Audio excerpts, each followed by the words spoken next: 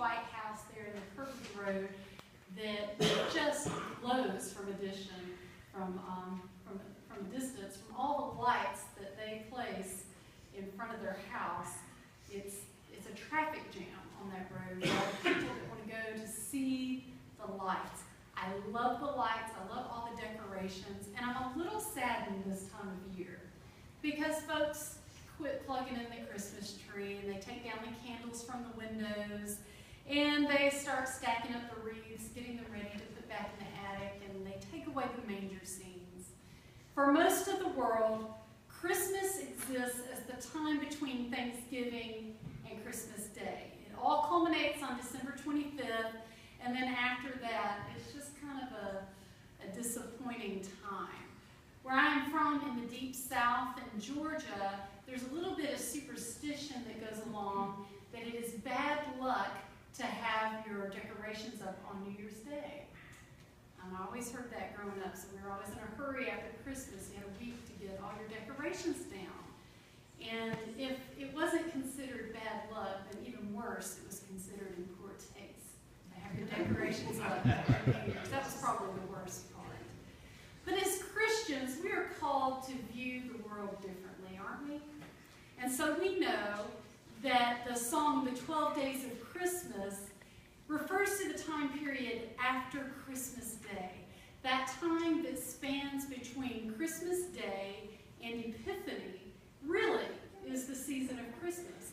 Before that, everything leading up to it, when everybody's busy getting all their shopping done, we're preparing. It's a time of Advent. And so we're still in Christmas. So, Merry Christmas to you. Epiphany, although this is Epiphany Sunday, it is a fixed date on our calendar that is on January 6th, this Tuesday. So everything leading up to then is technically Christmas. We tend to compress it on our calendars because as Christians, we've also adopted the habit of not necessarily worshiping on Christmas Day. We go the Sunday before Christmas, Christmas Eve, and then we just kind of wait until the next Sunday. But there's worship that is involved on Christmas Day. There's a lectionary reading that goes along with Christmas. And so what we tend to do as Christians is we have this one Sunday between Christmas and Epiphany. And we have to scrunch it all up and put in a lot of liturgical material on those Sundays. So we observe today as Epiphany, but we know that the Day of the Kings, as it is known throughout the world, is January 6th. As followers of our faith, I encourage you to continue to celebrate Christmas until Tuesday. After all, we can't compress the entire Christmas story any more than it already is. It is one way that we live counterculturally. So I was really encouraged when I walked in today and I saw the garland of the tree and the manger scene, most importantly today. And so you'll forgive me that I skipped over John 1. I love that scripture. It's very hard to do. But I thought today's the only day as a community that we can celebrate Epiphany. And so I went with the Matthew scripture instead. Now Luke communicates the narrative very differently than Matthew. The early narrative of the conception and birth is communicated by Luke through angels, which are pretty frightening, I guess, if you had an angel visitor like Elizabeth, Mary, or the shepherds. Think about Ebenezer Scrooge being awoken in the middle of the night by those three spirits, actually four. There's one that comes to tell him that the other three are coming. But Matthew, in these first couple of passages, I suppose it's still a little in the paranormal realm, but it's in a different way. Matthew wants the story largely communicated to the characters by dreams. It's very rich in how they receive these messages from God in dreams, and it shapes the narrative. They are a very intuitive people, and they get a sense of what to do based on how that message comes through in their dreams. Yet there are people in this story who are very much like you and me. They have fears, especially King Herod, and they are motivated by fears to do both good and bad things. Recently, I've become aware of something that's kind of like your personality test, like the Myers-Briggs. It kind of tells you how you tend to receive energy based on different interactions. There's one for the spiritual realm. It's like your spiritual personality test, and it's called the Enneagram. You can search it online and probably come up with the Enneagram Institute, and they have a free inventory online where you answer questions, and it, based on your responses, kind of spits out what your personal spiritual personality is. They organize 9 different spiritual personalities around a circle, 1 through 9. And it's based not only on how you act, but what you're motivated by. And 1/3 of our population is motivated by shame. They want to cover up shame and want to avoid shame. The next third, numbers 4, 5, and 6, where I fall as a 6, we are motivated by fear. And I can't remember, I think the next third is anger. Motivated by fear. And research indicates that a lot of our population falls into that category of people who have fear as a primary motivator, either for good things or for bad things, because fear is not always bad. It's probably not bad to fear poisonous rattlesnakes or something of that nature. That's probably a healthy fear. But often we spend a lot of energy worrying about unhealthy fears. The unknown, the fear of losing a job, fear of losing a relationship that we hold dear, fear of heights or crowds or anything. Fill in the blank. We all have our fears. In the midst of fear, it takes courage to listen to God's voice. And it takes even more courage to do what God tells us. I am fascinated by this story because every time I read it, I realize how much it is influenced by Christian legend. And so I thought we'd take a few minutes here to talk about the scripture versus the legend. Sometimes we tend to read into the scripture that we've just grown up hearing.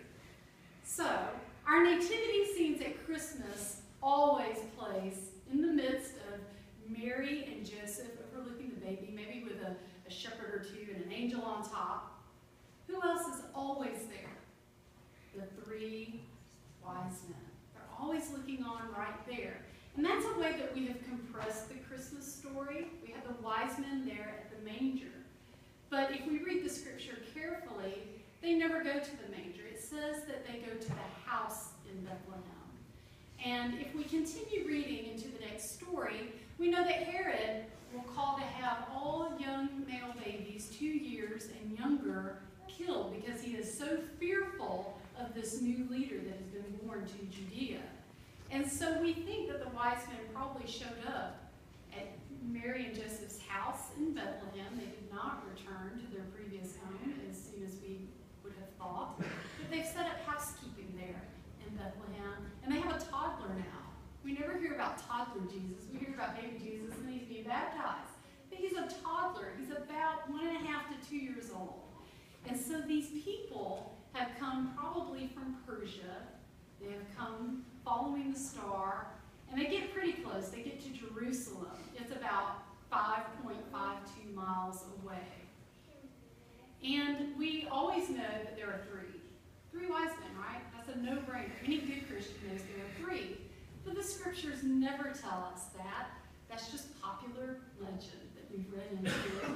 And we've even gone so far in legend to name them: Melchior, Caspar, and Balthazar.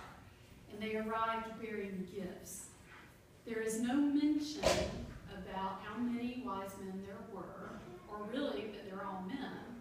But we know that they carried 3 gifts, and so we tend to just say there were 3 wise men.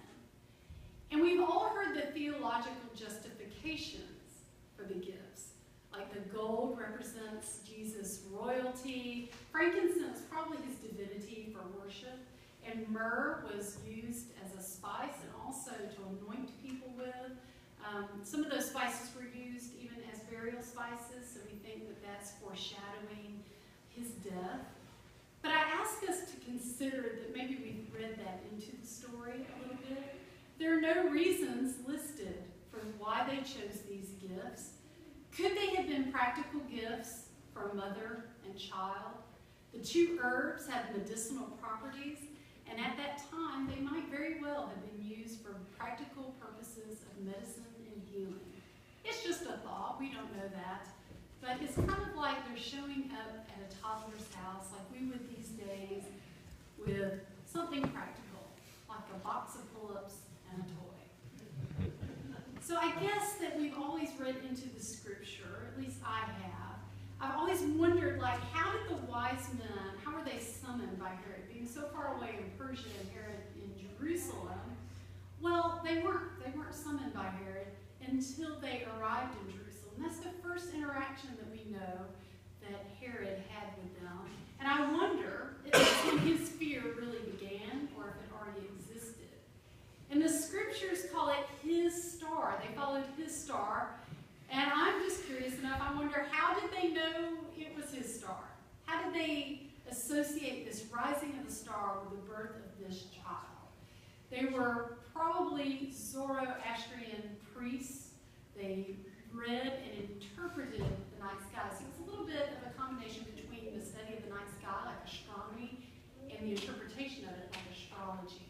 And so I heard that, as I was researching for this, that there was like a conjunction of Jupiter and Saturn, and it indicated something to them. But it was in Pisces that this happened, and apparently Pisces was the overseer of children.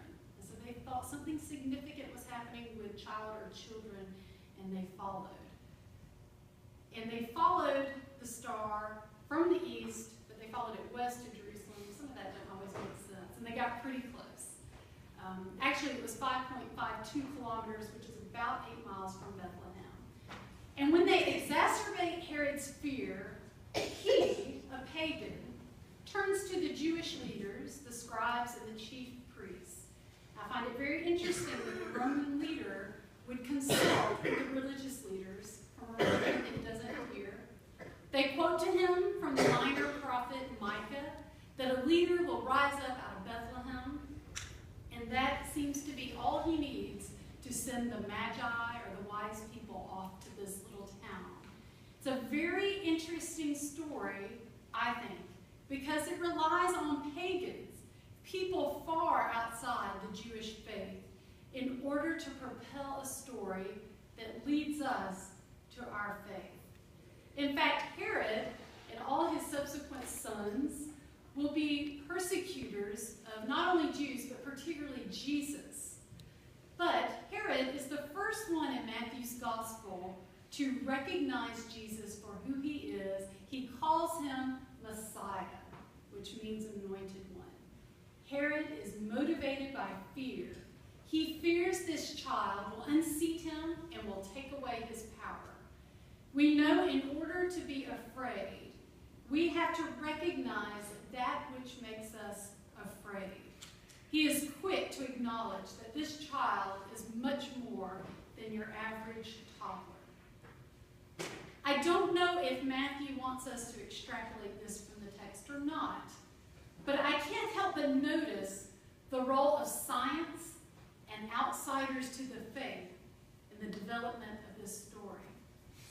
I also notice that for some who claim Christ as the Messiah, we still have difficulty incorporating what we can learn from science and from people outside of our own faith. For example, I heard just this week that the organization called Answers from Genesis spent copious amounts of money to place ads in Times Square that were going to be viewed by the millions of people that gathered there on New Year's Eve. And from this particular news source, it said, New Year's revelers in Times Square will see a video for Kentucky's Creation Museum. The Christian ministry that operates the museum plans to run the 15-second message for 7 minutes per day each day on New Year's Eve and New Year's Day. It begins with the words, "To all our intolerant liberal friends," and ends with, "Thank God for freedom." The ad will also be shown outdoors in Washington, D.C. and Boston next month. The ministry is now, as we know, working on the Noah's Ark theme park here in Kentucky. And I couldn't help,